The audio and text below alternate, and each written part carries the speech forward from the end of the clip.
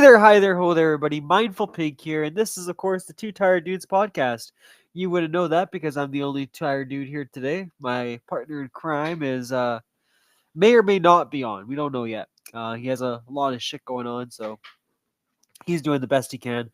But I will, actually, I wonder if I could just, have my little shout out for him. I will give him a special shout out, though, because he did work his ass off on a current video. Please go to his website and it'll show you his YouTube link. I can't eat that right now. It'll show you his YouTube link where you can watch his current commentary on Gamescom that happened, I think it was about 2 weeks ago now. Sorry about that. I really can't remember if it was 2 weeks ago or 1 week ago. But anyway, me and him sat down, and that was our special episode of the Two Tired Dudes podcast. It never really says it when he does the videos. I should talk about that one actually, because I always thought we were in the agreement that was like a special episode. But anyway, it was just me and him. We sat down, we watched the whole Gamescom. We gave us our reviews on it and our thoughts. No worries, Hunting. See you soon, buddy.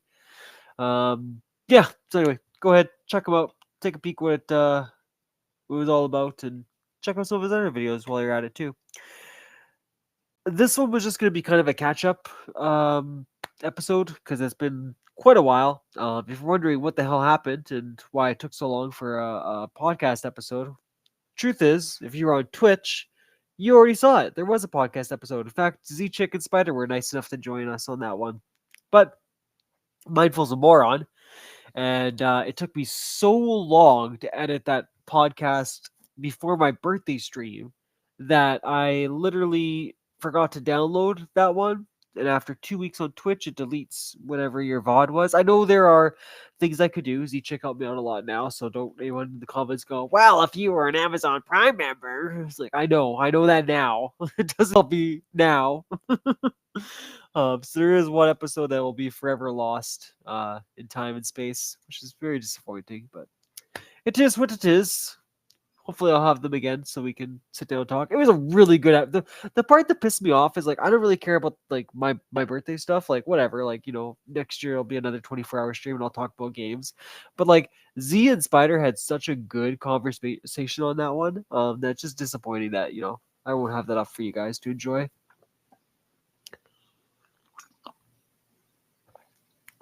Whew, my throat is super dry. Yeah.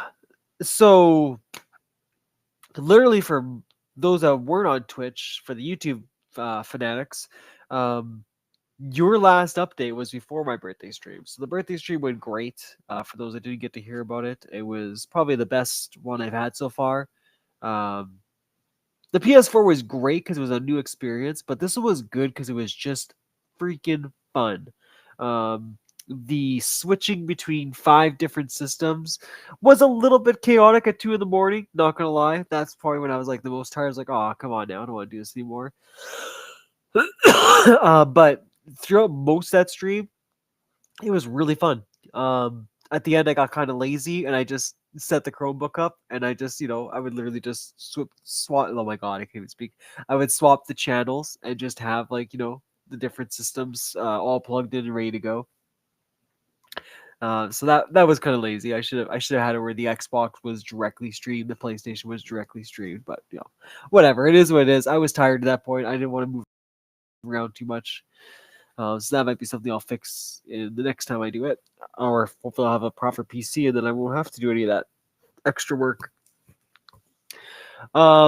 Since then, though, what has Mindful been up to? I have played 18 hours so far of Pokemon Diamond, which was really, really good. I'm enjoying it.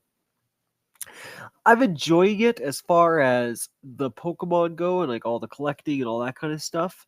I'm not as invested in it as I was with Pokemon Blue, Red, and Yellow. And I just mean because it's a whole new world. I haven't, obviously, like I grew up on the Pokemon show, right? So I started playing the game. I was like, oh yeah, this is Lavender Town. This is, this one here, blah blah blah blah blah, right? Like I was connected to that world. I knew what to expect and where to go and all that kind of stuff.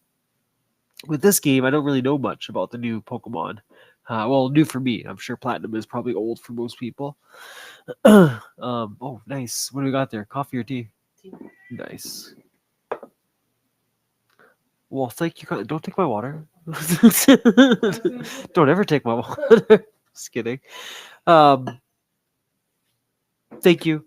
What was I saying now? Oh yeah, yeah. So I just don't really know that world. So I think that's what's kind of holding me back. I'm trying to like really stick in a town and talk to everyone, but always in the back of my mind, this is the worst part about me as a gamer, is I always feel like I need to keep going and speed through it, or I need to 100% the game and just explore every inch of that world. And sometimes I just need to game and just not give myself an agenda of any sort.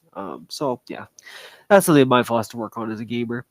The nice part is I've been more active on Twitter. Hopefully, you guys have noticed that. I've been posting more gaming stuff on there. I've been trying to do more updates, letting people know what's going on. Just really trying to improve myself as far as my own advertising and social media. Um, I don't want to say control, but it's a word I can think of right now. Control is working out. So yeah, hopefully you notice the difference in that one. Um, Other games I play is Ages of Mayhem. I've been kind of repping the shit out of that lately. I played it once just because I had a craving for a superhero game, and that was the only thing I could play on the PlayStation at the time. I guess I could have played Spider Man, but I chose not to. And then yeah, since that stream, I have just been loving life and just playing Agents as much as I can. About 50% done the game now.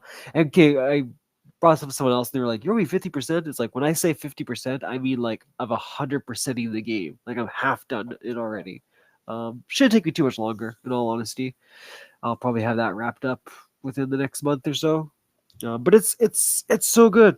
I've already explained it before, but if you missed those cliff notes, it's GI Joe Saturday morning cartoons, and it does such a great job of that. I think the agents are a lot of fun to play as. Sure, you know, do I wish they had more moves? Absolutely, but whatever. It is what it is, right? They only gave you three different moves to choose from, and you roll with it. And the idea, anyway, is to switch through agents and not just use the same agent anyway all the way through. So, some mechanics work really good together, right? Like some of them can freeze an enemy and slow them down, which helps you with, the guys with the shotguns who can do more damage, but obviously take longer to reload, all that kind of jazz. Um, the commentary and the story is super funny. Like, there's a lot of good things going for it. I will say, oddly enough, this time playing it, I found that my PS4 didn't have as many bug issues. There was maybe one or two errors that popped up, but they weren't game breaking. They were just minor things that worked themselves out over time, or didn't, whatever the case might have been.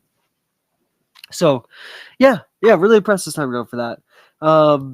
I get why people say it can be repetitive, but I mean, a lot of games are. Like, not gonna lie, but a lot of games are pretty fucking repetitive. You know, it's it's it's hilarious to me that we praise games like Shadow of Mordor, which is a great game. Don't get me wrong, but you want to talk repetitive, like you're literally doing the same thing over and over again. It's the Nemesis system that tricks you into making you think that it's this fucking amazing experience every time, but you're literally just going to the same orc camps, killing the orc, and then progressing the story, right? And I mean, you could use that example in a lot of games. What I'm just trying to say is, like, sometimes I feel like we pick on a game just because it already did shit, and we're just looking for any more reason, to kick dirt in your eyes, so to speak. So yeah, repetitiveness, sure, but a lot of games are repetitive. And Agents of Mayhem offers you quite a bit of different things. Yes, there's like 10 different recon missions that you have to do, and they're all running around the map, which is the same. There is the Legion base, which is literally the same idea every single time. You hack a system. You go into the base, you run from point A to point B, and you either kill something or you have to hack a certain terminal or whatever it is. Like, there's always something pretty basic, and it's pretty repetitive in all of them. But again, like I said, a lot of games do that kind of stuff. So not sure why Agents got picked on for that one. Um, yeah. So other than Agents of Mayhem, I've played a lot of Slay the Spire. Holy crap! I really got hard into that game again. I'm on the fourth guy right now. I think it's the Watcher. Oh, that T is hot. I think his name is the Watcher. He's a really cool character, or she. I can't remember what it is. It it's unique as in it has two different abilities. So there's Wrath and Calm. So when you're in Wrath, everything deals double damage, which I didn't realize. I thought it was just me that deals double damage, but also the opponent can too in Wrath. Um, and when you're in Calm, damage is reduced. Plus, when you leave a calm, like not just going to Wrath, but let's just say you have a card that says exit the stance. The minute you exit calm, you get two additional mana, points, whatever terminology you want to use to play more cards. So, if you can bounce those two abilities back and forth, it's pretty sick. The cool part too is there's a lot of powers. So, like, there's one, for example, whenever you enter Wrath, you get to draw two cards. Whenever you enter Calm, you get to gain 4 blocks. So, I'm kind of like exploring that option because if I could just switch back and forth between Calm, Wrath, and I have like really good abilities that go off every time I do that, that might be a good strategy. I'm still trying to learn what the best strategy is with this deck. So yeah, if you have any pointers, by all means, shut them out. Let me know. I beat it with the other 3 characters, so I'm just the furthest I've gotten now is probably Act Two's boss, and then I always seem to die at one point. I didn't get to Act 3 yet, which sucks because I think there's 4 acts with this one. The other thing with the Watcher is that he has 3 different keys. You have to get all 3 keys in order to unlock your true ending. So a little bit of a grind for that too. Let me think. I played a little bit of Mario Kart off and on, right? When I say that, sorry, I mean Mario Kart 64 on the Nintendo 64. Played a little bit of golf with friends, right? Classics with Cheyenne. Um, Marvel Rivals, I was really, really gutted for gold this season, but I don't think I will make it, which kind of sucks, but it is what it is. Um, Matchmaking is just atrocious. I just can't stand it. I'm gonna be real with you. Matchmaking is just bloody terrible.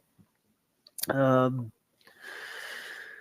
it's like you win one, you lose one, you win one, you lose one, you win one, you lose one, and it's like that would be okay if it didn't feel like there was such a dynamic change in the matches. So for example, you'll have that first match, everyone is working good together, it's proper communication, we all understand our roles, we're fucking nailing it, right? Like we're like steamrolling the other team. And again, the other team, it's not like they suck. They're making pretty good efforts. They're getting good kills, but it's just a really good fair match that comes down to who's communicating the best on which side. And then you'll get another match, and it's like the other team is like a fucking elite level, I swear to God, and I got all the SpongeBob's and Patrick's of the world. Like, you know what I mean? Like, it is just so bad. It's like people don't even understand their fucking roles. Like, you got a goddamn like DPS that's begging for healing, and it's like, dude, you're not doing jack shit. Like, I'm not gonna fucking keep healing you when the tank is like the one that's doing all the goddamn work and needs the heals right now. Like, just so stupid. Or like there was one match, like I literally died twice, which is pretty fucking good for me. Like as a support, like usually I die quite a bit, right? But this time I only died twice. And like the dude had the audacity to go like, "Oh, where's the heals at? Why am I getting healed?" It's like, cause you keep dying, you little bitch. Like, like fucking step it up, man. Oh, this is why I started playing Slay the Spire, because Marvel Rivals just brings out the worst of me lately. Like, oh, it gets me so mad. Like, I love the game. I love it so much. It's so much fun. The characters are great to use. It's just the player base. Like, sometimes they're just. It's like, what's wrong with you? We're all here to play the same thing, right? Like, I don't really care if we're playing, like, just casual. Like, whatever. Fuck around. Do what you gotta do. I get it. Some people are testing out characters. Some people are just testing out the game. Like, I never get mad in that situation. If I lose, I lose. But in fucking rank, like step it up. It makes me so mad when people just act like idiots. And it's always the same ones in chat that just go like, it's just a game, bro. It's like, no, if it's just a game, go to casual. Like, get off my fucking rank, bitch. Like, some of us are trying to get gold. Some of us want that fucking skin that, we get. Okay, TED Talk over. Sorry about that. But it just gets me so triggered. Other than that, I've done a whole bunch of videos for YouTube. Go ahead, check those ones out. I think I had a couple reaction videos I did. I uploaded quite a few shorts. I also uploaded a Let's Play one where I was playing some YouTube games, which so stupid. I played Cards for Zombies or Zombie Card, one of the names for it. Um, the music in that game literally got the copyright strike. I was like, YouTube, I'm streaming a game that you authorized. Like, come on, man. If you knew that was going to be an issue, like, take that song out then. Just so dumb. But it's a really, really good game. If you ever get the chance to try it, like, highly recommend it. It's one of my favorite games on YouTube. You basically have like 9 blocks, and you have to shuffle your character around these 9 squares. Obviously, there's zombies in those squares, right? So let's just say you have 15 health for the sake of argument. The zombie has 10 attack. You can kill the zombie, but you'll have 5 health left. And then you got to figure out what your next step is going to be, right? There's health packs, obviously, to keep you going. The characters have armor, and all the characters have special abilities. And the special abilities are pretty fair, so they regenerate as you walk around. So let's say it takes, I don't know, what's a good example here? Let's say you get like 10 armor where you use a special ability, but it has to take 5 steps in order to be recharged to use again. So you start to figure things out, right? You're like, okay, I can move this way and grab a whole bunch of coins, which don't damage my character. I don't have to worry about any risk, and that's 3 turns. Done closer to my armor, which means I can take on that one big zombie or whatever. There's always a few like big zombies. In fact, I usually die around level 20. That's when I end up having to fight like a zombie that's just completely fucking ridiculous, and I know I can't kill. Oh, but yeah, so I play a lot of that. Excuse me. I played a few mobile games, right, for that app I was telling you guys about, where you can earn cash playing levels. It's all right. I was repping it for a little bit there. But now lately I find that, some games they're not registering all of a sudden my rewards, or I wonder even right now. I'm gonna check to see out of curiosity. Because yesterday I hit a checkpoint where I should have gotten the 30 cents, but it wasn't registering at the time. But I just noticed a lot of that. Or there's games I'll download and it doesn't even like register that I downloaded it and that it can't start me on the quest. So I could tell support and all that other kind of jazz, but let's be real. Most of the time, they're probably not going to fix it. Oh, it looks like I had an update now because it has Oh, maybe that's why. Maybe it was because I was getting an update that it was acting up. No, it still hasn't registered that I reached 300 meters. So yeah, I'm still missing that reward. So anyway, that one's become less and less lately. Um,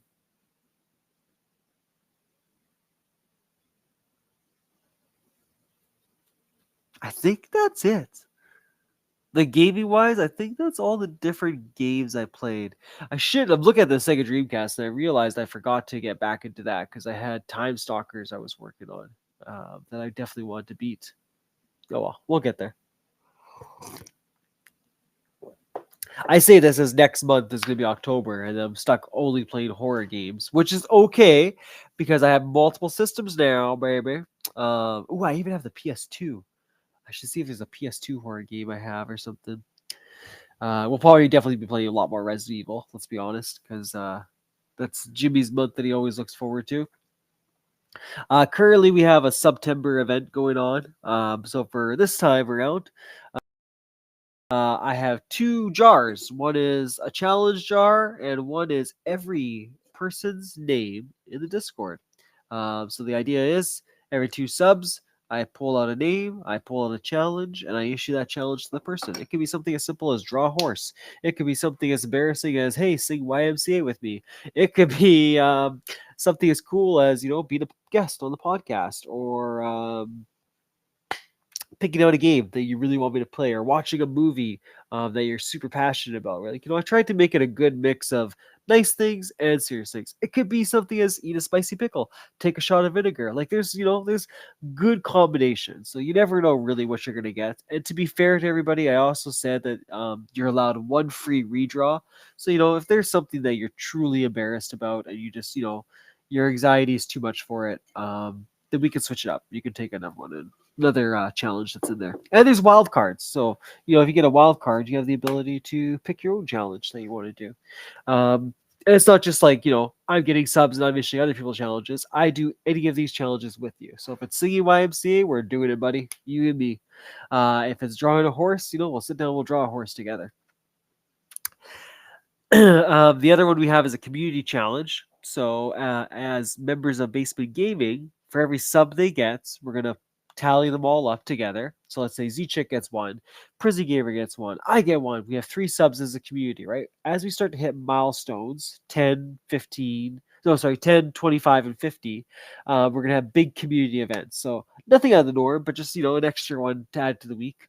It might be Among Us one night, or it might be all of us playing Gang Beast together, right? Or it could be even something different. Like, I was even thinking about that. It doesn't have to be games. We could even have like a trivia night together, or like this. There's just a lot. There's a lot of different ideas that we could try out as a community and have some fun with. Yeah, the goal is ultimately to get to 50 subs in our Discord, just to say like, hey, like everyone did it. September is a very lonely time, and I find that some people get excited, some people don't get excited.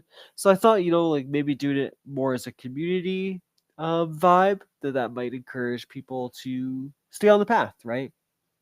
I will definitely be supporting a few of my homies, dropping off a few subs their way. I usually don't, um, just to be honest, because money's tight.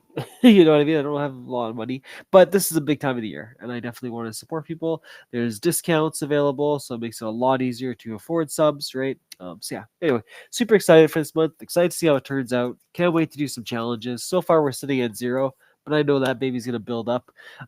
Actually, if by any chance I think it's 3 or 4. Let me just take a peek on here. Stream manager will tell me.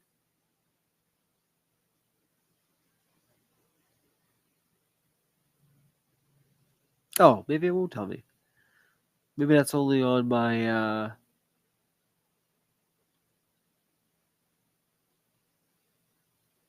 shoot. That's only on my Chromebook when I look at it. That's very disappointing. Um there's usually 3 or 4 people, I was gonna say, that always seem to sub to me every single month. If you are one of them, I think I know one of them is Jimmy for sure. Because every once in a while he'll just pop it on there. I think there might be Peaswad. Anyway, if I'm right about this stuff, can you guys please just let me know if you subbed to me this month so that I can count them towards the challenge jar? I know a lot of you guys don't even say it. You're just doing it to be the most wonderful people in the world. But yeah, if you are one of those 3 people, just let me know, and I will gladly accept those. Obviously, I will accept those as part of the challenge event. Yeah, thank you. Um, God, it's been such a crazy busy day. Like, I'm sorry if I'm talking like a mile a minute. It was just a lot. It was just a lot in one day. Like, Christ. There was just so many issues at work, and it was truck day, and it was like, holy crap. um, rubbing wrinkles in my face all day today. Oh boy. Yeah, I think that was mostly it I had. TV show wise, if you guys are curious, I've been watching a lot of the 90s X-Men, already on season 2. Just a fantastic show. If you haven't watched it, please watch the 90s version of the X-Men. Story, um, what do you call it? Imagery, action, all that kind of stuff is just so well done. And the X-Men that you get introduced in season 1 are just phenomenal. There are so many big names that get thrown at you in season 1, and even big X-Men that are just like nothings at the beginning. Like, like I remember an episode, I think like 4 or 5, the Blob was in it. And like nobody referenced him, but he was using his abilities and everything. And then it was like, I think 5 or 6 episodes later. Then they go, I'm the Blob, and he finally like made his showcase, right? I mean, you had the Juggernaut too in there. I'm the Juggernaut. um, yeah, just so good. Like I didn't realize, or I guess appreciate how good the X Men was until rewatching that one. Um, just yeah, really, really fucking loved it. Um, I've been watching a lot of Big Bang Theory. We're slowly wrapping that one up, Cheyenne and myself. So it won't take much longer. It's such a good show. You know, I do this a lot when I watch shows for quite a while. Like if there's a good, I don't know, 6 seasons, let's say, I'm gonna start to ponder things after a while. So I did this with, oh crap, what was that show I just watched last? I okay, I did. I know I did it with The Good Place. I definitely analyzed them. I but there was another like, what do you call them? Sitcoms? Yeah, there was their sitcom that I was watching, and like I was really digging the character progression. Like just how the character went from being like a goofy, silly person to eventually evolving into, really stand up dude. Right? I can't remember what the show is, but anyway, I'm gonna use Big Bang Theory as my example for this point. So in Big Bang Theory, um, yes, Sheldon I noticed does make a character difference, but like he's still Sheldon. You know what I mean? So like even though there are a lot of good things that he has changed and developed. So for example, he becomes more affectionate, right? Because he has a girlfriend, so he's getting more used to hugs than he was in the very beginning, where he would have like probably lysoled his arms, afterwards. His relationship with Penny is obviously a lot better, and she obviously helped bring him more out of his shell and stuff like that. Like there was definitely a lot of great character interactions that changed the Sheldon from the very beginning that we saw, who literally like scared out his first roommate, which is how Leonard became his current roommate, to this guy now who actually views Leonard as his best friend and is physically upset right when he's not there with them or not a part of his life. um Still struggles to express that, but yeah, just it's really interesting to see that character change. But was it the most impressive? So I'm gonna go through a few of these and I'll get to the ones that impressed me the most. Leonard, I find, is the worst character. He has not changed at all. He's not developed. He's not had any kind of growth. He, like, I mean, sure, he was weak and shy in the beginning, and he's a little less weak and shy, but he's still that person. You know what I mean? He still says stupid things at times, which don't make any sense. Like very like arrogant, and it's like it doesn't match his character, which is really weird because the guy that plays David was like so good in Roseanne as her name's not Jackie, I can't remember now. Roseanne's daughter. Is it DJ? I honestly can't remember now what her name was. But anyway, he was a really good boyfriend then. Like he was still shy and awkward as he is in Big Bang Theory, but his character just made sense. And the moments that he had to shine, he did a good job, stepping up and showing that he could be a great boyfriend, right? So very weird that in this Big Bang Theory that they didn't give him that same potential that he could have run with Leonard. Raj, Raj, I found got worse too. In the beginning, Raj was just like kind of funny. Like he couldn't talk to women. It was a funny little aspect to him.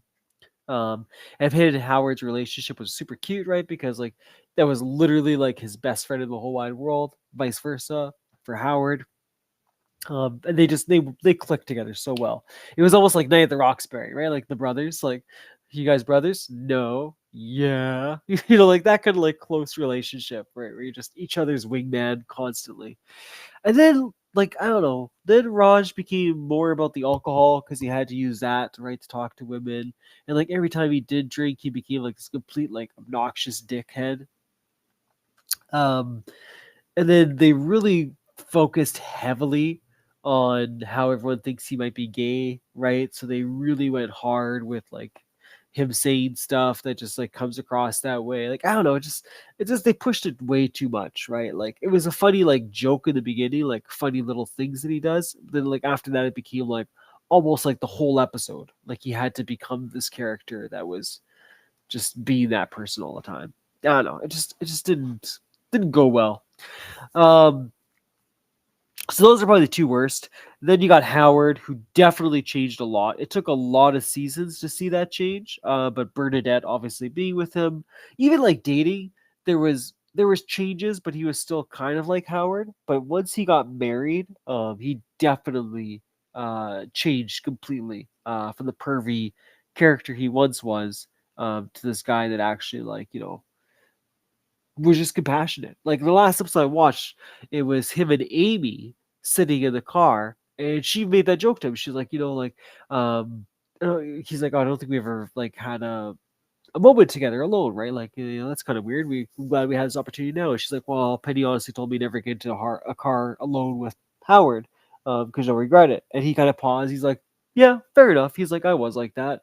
He's like, well, like, tell me about yourself. Like, what do you like? Like, he was just a completely different human being. Yeah, there's a lot of times he's annoying and whiny. Like when he did his astronaut training, he really focused hard on just bringing that up all the time. And I get it. It was a big moment for him. Like I do understand from his character's point of view. Like he constantly get trashed by the guys because he's not a PhD engineer, right? He just has a master's. Um, so this was like his huge moment, but like I don't know, they really like overkilled it, right? Like again, same thing as Raj, he was just bringing up all the time. It's like okay, we get it, we get the joke that you're going for. It's not funny anymore. But yeah, the last episode really showed me that like Howard's changed a lot.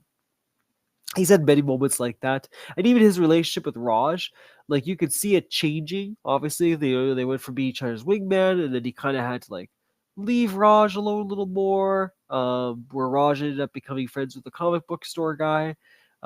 But whenever they do get together, it's still that same, like I will always have your back kind of thing. Um, there was like an episode right where Howard took Albert was putting hormone cream on his mom, and I guess he had too much estrogen in his body. They were saying, so he was like really like sensitive and stuff. And then there was like a part where him and Roger are together and they're feeling each other's like man boobs to see if they got any bigger or not, because he's worried that he might get boobs now. It was such a stupid episode, but it was really like it showed their relationship was just as solid as it was during the first season. They still care about each other quite a bit. They do like the goofiest stuff together when they hang out. Um, yeah, so that takes care of Howard. Bernadette and Amy, I'm not really going to count because their characters came in much later. Um, Bernadette's kind of like the same idea as she's been this entire time. Amy Amy's is cute, but she hasn't really changed at all. What I mean by cute is like it's really nice to see her going from a character that entered the story as like isolated, loner, pretty much like Sheldon, right? And had to like force her way into becoming friends, with everybody. Because obviously, like Penny is her best friend now, but at the time, right, she was just like, okay, you're just some random girl in the group. Like I'll talk to you and stuff, but I'm not your best friend. And now they've like literally, become each other's best friends. Like it's really cute how that progressed. And there's many times that Amy as a character has opened up, right, and expressed like just how much this means to her and how this has changed her life. And she'll reflect back, how she used to get like bullied and beat up in school, and then she'd be like, now I'm actually having like my first ever sleepover and stuff like that. Like it's cute. It's just a cute like side of that character and the reflection on how all the other characters have grown and developed as people too, to the point where they're doing things that are compassionate and caring for other people. Leads me to Penny. Penny, when I was thinking about this, what got me wanting to have this conversation was I think Penny has changed the most as a character and is probably the more complex character out of everybody in that group. And what got me thinking about this is when we get to know Penny, we know her just as the pretty girl that was across the street, right? Who every guy wanted to be with, right? And she had multiple dates and all that kind of stuff, right? She was trying to be an actress, but she's working at the Cheesecake Factory. She's not particularly happy with that. And we never really get an idea of how her acting career is. Like, I'm in season 7, and they've talked a few things about what she's done, but we never really get the full perspective of how the acting career is going or what her directions are. We just know that she hates the Cheesecake Factory and she's had a few good roles and things. But there was one particular episode that she did um, where they finally got to show Penny's acting, and like it was fucking good. Like it was a quick little scene, but it was enough for like all the characters recognized it. Right, they all gave her a standing ovation. Even Sheldon himself like recognized it. Right, he was like, yeah, like. Penny's really good. Like this actually shocked me. She's a really good actress. So that was nice. But what gets me to all this, right, is I think it's around season 3 when I guess they finally made this decision to give the beginning of the change for Penny. She starts to open up, and she opens up multiple times. Never a lot, like it's never like a whole episode ordeal, but it's little tidbits here and there. Friends did this really good too, actually, with hinting at like future relationships and stuff like that. But anyway, she kind of talks a little more about how she's unhappy, um, and that her character is actually a lot more sadder than it came across originally. She's not, just because she has all these people and all this love and all this kind of stuff, doesn't mean that she's not like deeply depressed. And one of the episodes that really showcased this was, um, I think she upset Leonard because she didn't have compassion for the show that he was watching. Like, yeah, it was Buffy the Vampire Slayer. She's like, yeah, it's all right, we can watch it. He couldn't comprehend like why she wasn't digging this, right? And then I think it was Bernadette she's talking to, where she finally opens up and she says, like, like I don't get passionate about the things that he does. Like I don't get passionate about any of this. And she's like listening. She's like, Bernadette, you like this, and Sheldon likes this, and she's like, for me, it's drinking. Like she's like, I don't have anything that brings me that kind of joy. And it was like you got to see this really like raw, open, emotional character, right? And I thought that was really cool. And then it's just like in general, right? Like since her and Leonard got back together, you got to see she's not happy in her relationship, but it's really interesting. It's not Leonard's like fault. I mean, yeah, there are things he can improve upon, right? But she's unhappy in her relationship because she's finally seeing what it's like for someone to really care about her. Yeah, I said, Leonard, I wish they would have done a much better job with his character because there's just so many things he could do. Like how I say this, there are times where it's just like, oh, that's cute. Like he really cared about her. He's trying this, he's trying that. And there are other times where it's like, dude, just shut up. Like you're so annoying. Like the school thing. Like he just couldn't let the school thing go and just let her like do her own thing. She was proud of her schoolwork, she was proud of her grades, and like he had to interfere with that. She's like, oh, just so annoying sometimes. But anyway, um yeah, sorry to go with that. You can just really see her getting more in depth in her relationship, and like we kept asking her to marry her because obviously like Leonard loves Penny, like he just wants to be with her forever. She wasn't ready for that yet, and it wasn't because again she didn't love him and all that kind of stuff. It's just because she's battling her own personal demons and realizing what it actually means to be loved by someone and not 3 months later lose that relationship or a year later be out of that relationship or have someone make a mistake, and then the relationship goes to shit. Like, she's learning what it's like to be in a stable relationship. She makes that clear multiple times, not only Leonard, but to Sheldon, but to Bernadette and Amy, just saying like how she's not used to things not falling apart. And it's just such a weird feeling for her. Sorry, my throat was giving out there. um, yeah, and then the other thing that makes her a really cool character is like you constantly see her doing everything for everybody else. In the beginning, right, you just think it's because she's a nice, cute, bubbly, she's the pretty girl just helping everyone. But then, like, as the show progresses, you realize that she's trying to fill a void in her own life, right? It's that unhappiness that she has. That's why she's always trying to go above and beyond for everybody else in the circle group. So yeah, it's just like really cool character. Like Penny deserves a lot more credit, I think, than she gets. Not like she ever didn't get credit as a character. I think a lot of people do like her, but I think it's really interesting when you analyze her as a character of growth, right? And what she was, what she's becoming, and what she will be by the end of this the series, right? Yeah, I'm super excited. I'm really excited to see how it turns out. Currently, she's in schooling right now. I was gonna say again, but she's this is the first time going into school. So she's got school, she's got right with Cheesecake Factory still. She's doing acting on the side. She's got Leonard. Like she balances a lot on her plate. Plus all the random stuff that Amy and Sheldon will throw at her, right? Or Bernadette. Like yeah, just a really cool character.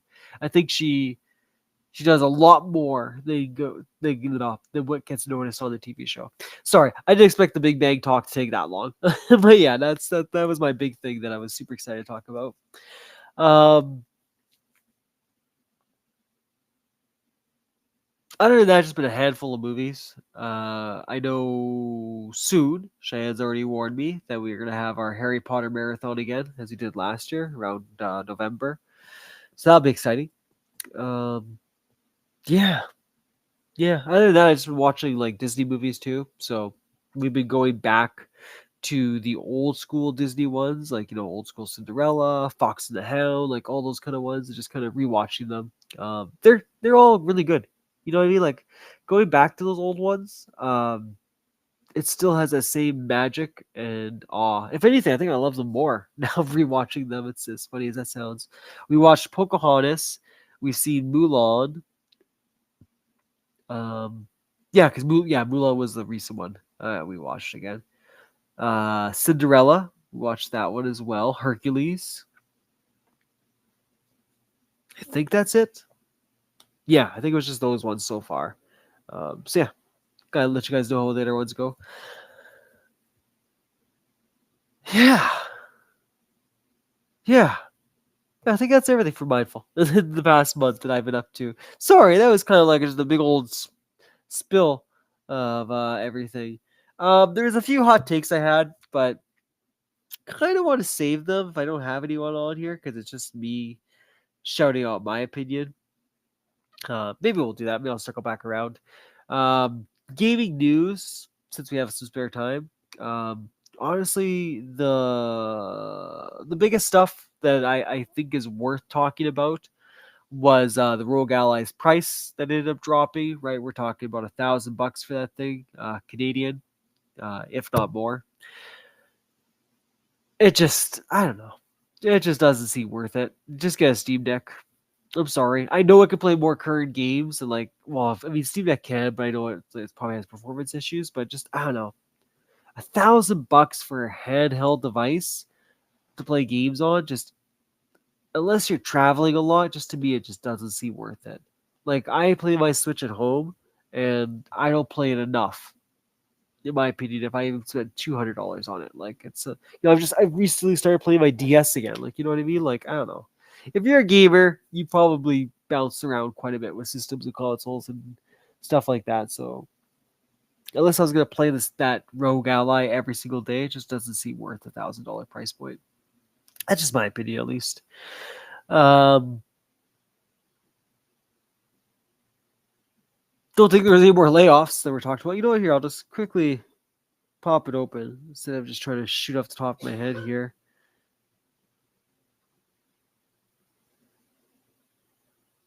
Oh yeah. The big one that happened actually today was Jeff Keighley's dad ended up passing away at 77. That one was pretty sad. R.I.P. my dude. Hope him and his family get some privacy to deal with that.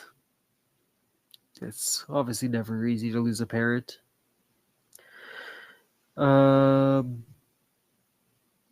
Oh my god, why can't I just click on gaming news? Mindful. You're. Oh yeah. Wow. It was a really sad time actually. Um.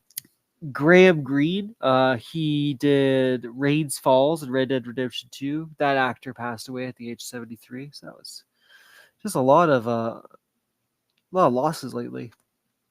We did have an updated No Man's Sky, which did a whole bunch of different features. Um, sorry, wow, mindful.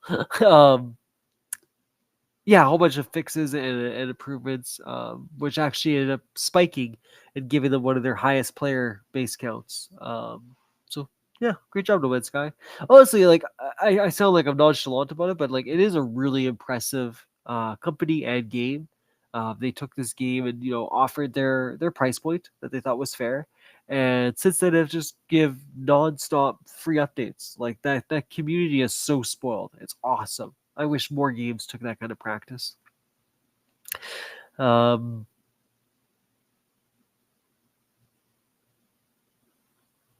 yeah, just more about um, No Man's Sky. Oh, it was 97,000. That's how many they end up having.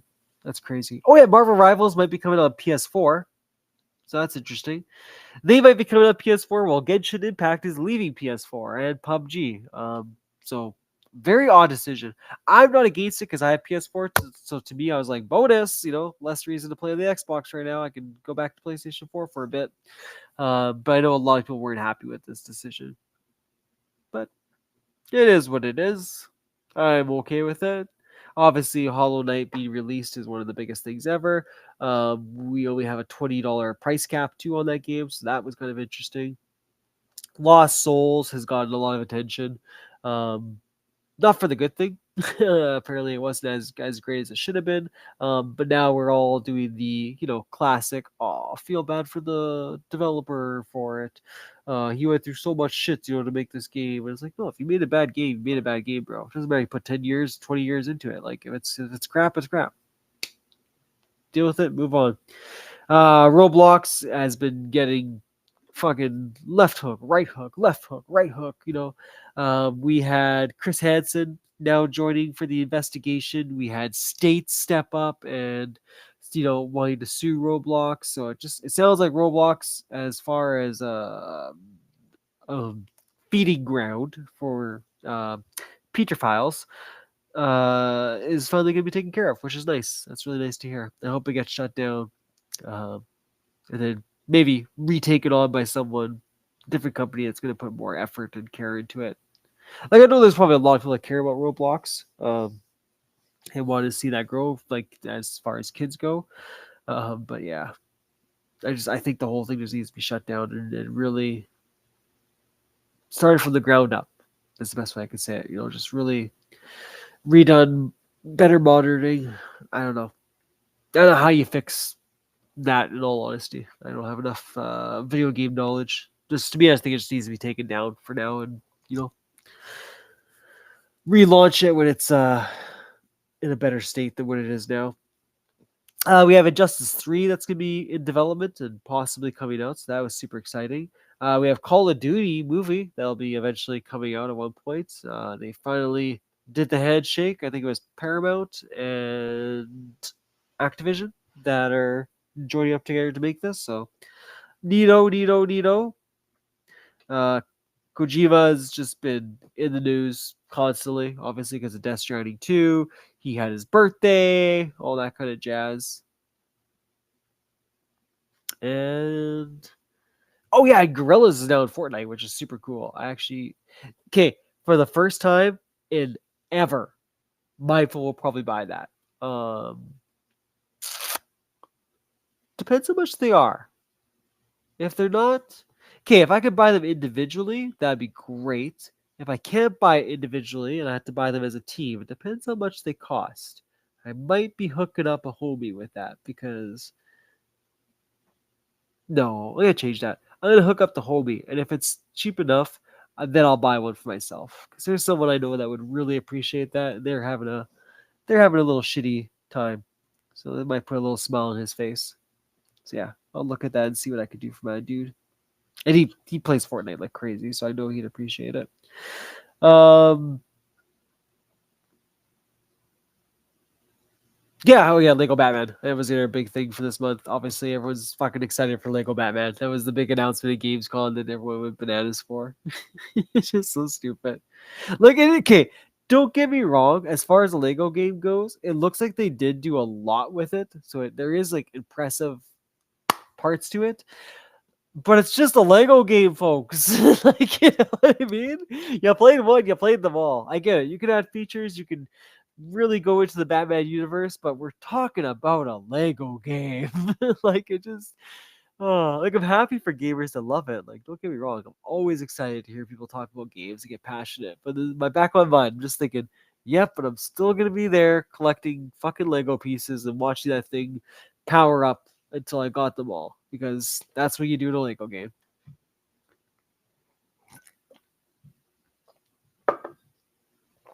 Ah, yeah, yeah, it's pretty much everything. I guess that I had for gaming news that bouncing off anyone else's ideas. I will, however, leave you guys with a little food for thought here because next podcast I'll dive deeper into it, right? But for this one, we always do a little hot take and stuff like that. So we got here. Sorry, just pulled the right one here. We have this new guy I was looking at on Twitter, right?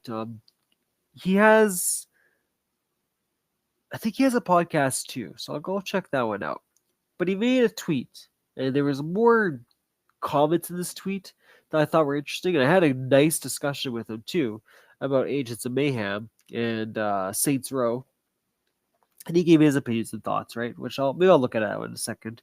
But his main tweet here that I was curious about was it's disparity. So the people that consider themselves gaming YouTubers, majority of people do not care about your one-off gameplay. They want a channel that is focused and has purpose. So I gather from the comments what he's talking about is he's tired of the YouTube channels that call themselves gaming that will have maybe one Fortnite video and then they do a whole bunch of prank videos. That there's no consistency with the gaming. Sounds like it. I could be wrong, but that's what it sounds like. But anyway, you guys let me know what you consider that. So one more time. To people that consider themselves gaming YouTubers, majority of people do not care about your one-off gameplay. They want a channel that is focused and has purpose. So, as always, let me know if you agree with that, if you disagree with that, if you get where he's coming from, if you don't get where he's coming from. I always like discussing these hot takes and these opinions. Um, sorry, my phone's a little bit slow. But I will go to the Agents of Mayhem one because I thought that was kind of an interesting conversation too. Uh, see if I can find it here.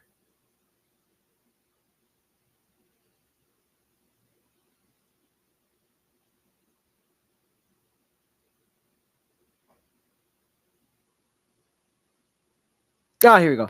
Another performance. So people acted like Saints Row series didn't start declining after 2. Saints Row 3 was decent. Saints Row 4, why? Got in Hell was ass. Agents of Mayhem was shit. And you all expected Saints Row reboot to be a great return. Saints Row 2 declined after they stopped competing with Grand Theft Auto, um, which is kind of interesting. I didn't play a lot of the older ones. Um, yeah, I didn't. It's okay. I didn't like that one. I didn't play a lot of the older ones, so I didn't really notice any difference yet. I think I played a little bit of Saints Row 2, but I majority played Saints Row 4 for my Saints Row experience. But I had a comment in there. I was like, hey, Agents of Mayhem wasn't that bad, buddy. And he was like really respectful. Like, we had like a good conversation. Like, it wasn't anything terrible. He gave me his opinion and thoughts on it, and I just, I basically said the same thing back to him and said, you know what? I get where you're coming from, but like, I enjoyed Agents of Mayhem for this thing, and at the end of the day, I think if Agents of Mayhem was advertised differently, it wasn't so focused on Saints Row franchise itself. I think it would have done really good. I think if they would have came out and said, "Hey, we want to give you that Saturday morning cartoon experience, and in order to do that, this is how we're going to accomplish it." I think people would have been more accepted to the game, and obviously they worked out the bugs and issues that would help too. But yeah, I just advertisement and acknowledgement of the game itself, I think could have just done a lot better. That would have helped it. But anyway, that's your food for thought this week. So you guys let me know. In 2 weeks we'll do the podcast again. If you guys are curious behind the scenes, so in other words, this is the podcast week. The next Tuesday is always my business meeting with JW and Jimmy for our card game. So the card game is making more progress than ever. We're definitely getting the story together, right? We're chipping away at stuff. I'm really excited to start launching the Patreon soon. Probably next year is when I'll launch that one. Whether it's the beginning of the year or halfway through the year, you'll definitely have that soon. Yeah, that's all I can say about it because it's a lot of hush hush, quiet, quiet. But I am really excited for you guys to play this card game. It might actually by the end of this year, I might be playtesting it already because I might have enough cards finally, thanks to JW. He gave a lot of good ideas when he was writing the story. It helped out. But yeah, you guys all have yourself a wonderful day. If it's stressful, um, just do a podcast for an hour, and apparently that takes away all your stress. Who would have thought? But yeah, you guys have yourself an amazing day. Hopefully, going forward, we won't have as many issues with the podcast um, being so delayed like this. And yeah, I'll catch you all next time. Bye, everyone. Have a beautiful evening.